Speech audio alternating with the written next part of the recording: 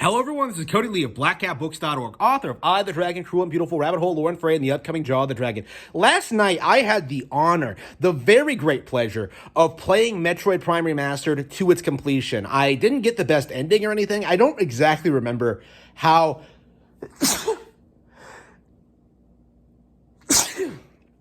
I don't exactly remember how you get the best ending. I think it's like 100% completion, or it's like based on like the time you spend playing through the game. But like I did beat it. I did like go through the entire thing. I got like all the upgrades, got all the Chozo artifacts.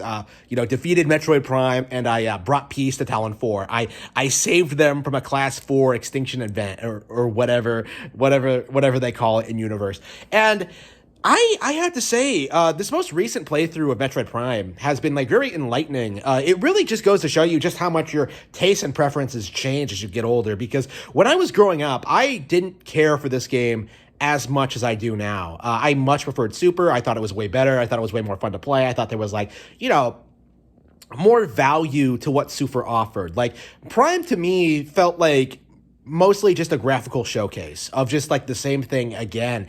And that's not entirely inaccurate. It's unfair to say that like Prime was not clearly influenced by Super in a lot of ways. They are very similar, but when you get right down to it, like Prime is an extremely innovative 3D Metroid experience. This is, I think, the first really great first-person game that Nintendo themselves produced using one of their like own characters.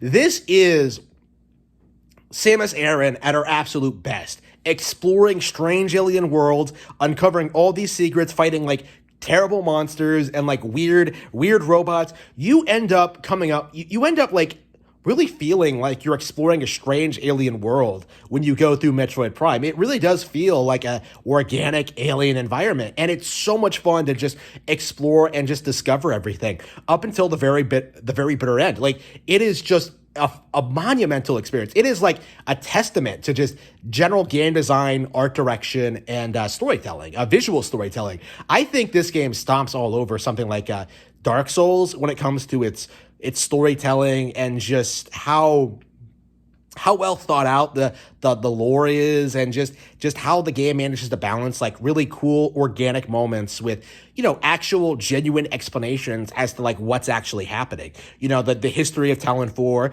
like the end of the Chozo people, like the coming of the meteorite that carries Phazon. Like not only is it really cool and exciting, but it really builds up to like what will happen in future installments. It's such a cool, engaging sci-fi premise, like it's not really like Samus versus like the space pirates or anything. Like it's Samus versus the world itself. Like you have to find the evil that lurks within Talon 4. I'll never forget like the tagline to this game. I think it's one of the greatest video game taglines ever. Like there's a great evil lurking under Talon 4, but first it must be found. Going through like trying to like navigate this labyrinth of a map, trying to like figure out where you're supposed to go next. Like I honestly feel like if you played this game with the hint system off, you would have gotten like one of the best like exploration games ever, honestly. And I kind of fault Nintendo for incorporating this hint system into the game, because I feel like if I went into this with no hint system, if I had to just figure everything out, like it would have been even more entertaining, honestly. It would have felt like you were actually like beating the game, because when you get right down to it, like the game itself is actually fairly challenging. It's not exactly clear what you're supposed to do next. It's not exactly clear how you're supposed to get all the item upgrades. It's not exactly clear how to beat each boss. The bosses in this game are actually pretty insane, honestly. Like the Omega Pirate is honestly probably one of the most difficult bosses I fought in a long time. It's gone up there, honestly, as one of my favorite Nintendo bosses. Metroid Prime itself, the first phase of it anyway, is actually pretty